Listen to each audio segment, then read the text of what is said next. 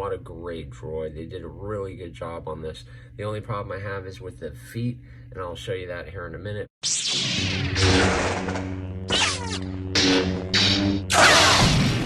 Sean Solo 8. Hello and welcome to the channel. I'm Sean Solo 8, and today I'm going to be going over another Star Wars The Vintage Collection action figure review. Today I've got K-2SO from Star Wars Rogue One. You can see in the package, he looks absolutely awesome. Looks like it came straight out of the film. Are we going to see more of him on Disney Plus? Hopefully in the K-2SO show. At least that's what most people will probably call it, but it's going to be the Cassian show. But you can see he just comes with his blaster in there and full of a lot of awesome articulation. On the back, he is number 170, and you can see the wave that he comes in there. All the figures on the top are actually on the channel, so if you want to check out reviews on any of those, feel free to click on Sean Solo 8 down below and check those out. But without further ado, let's get K-2SO out of his package and take a closer look. And we have K-2SO out of his package, and he's absolutely awesome. What a great droid. They did a really good job on this. The only problem I have is with the feet, and I'll show you that here in a minute, but he does stand really well, pretty easy. The detail on the front and the back is absolutely awesome. You can see the detail on the back of the figure. It looks absolutely epic. The Empire insignia on his arm, and of course, the eyes. I wish maybe if they were red or something, but it doesn't look like they are on the package. But overall, absolute epic figure. So let me get him off of here and let's take a closer look at K-2SO. He does come with the blaster, which does fit in his hand relatively well.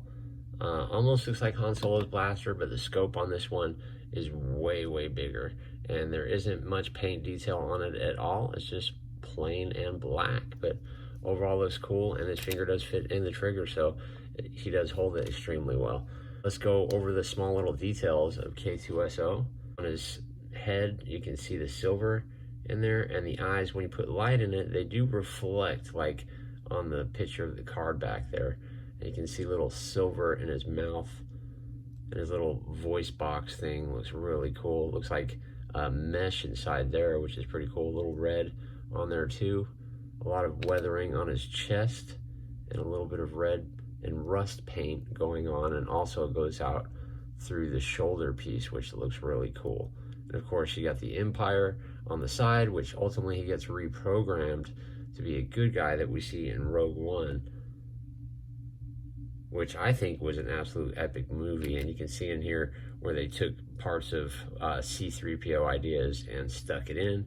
On the back, you can see it's like just a dark side protocol droid, basically, which is really cool.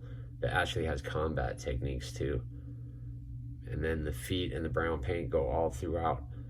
But overall, this is an excellent figure. I wonder, I still see these on the shelves in the Black Series around here, and I haven't picked one up. I'm hoping one day I can actually find it on clearance and I can grab it that way. These little antennas are little rubber and bendy. Just show you his articulation. His head does bobble down really good, and it bobbles up. It's on a peg in there, and it does tilt side to side. Lots of emotion you can get out of him, which you want from a droid. He does look up pretty good, and of course he looks down super good also. The arms, they do bend up, and you just got to curve them inside the cuff inside there, and it'll go in, and it's on a ball and a hinge, and they do rotate 360. And of course the arms, when I first got them, it felt like they're going to break, but it does rotate up pretty well. The hands are on a hinge, which feel like they're gonna break also, but you can see I did bend it there.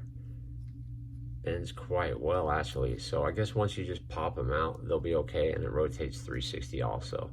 And he does have some pretty cool fingers going on. The other arm is gonna be absolutely identical. This hinge is the same. These legs are on like a different ball that I've actually never seen on there, but they do enable it to rotate. He does do the splits pretty good. And of course, he is on a ball diaphragm on there, so he tilts back really good. Crunches okay. He does tilt side to side to get some more emotion out of your characters. I really like the detail on the back. I think that's pretty sweet. They did a really good job on this one.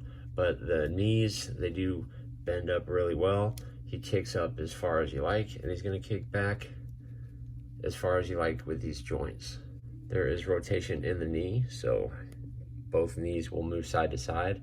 There is no rotation in the foot, but this hinge, as you can see when I bend there, it wants to bend that top piece of plastic, which I really don't like that. Oh yeah, it's just so horrible.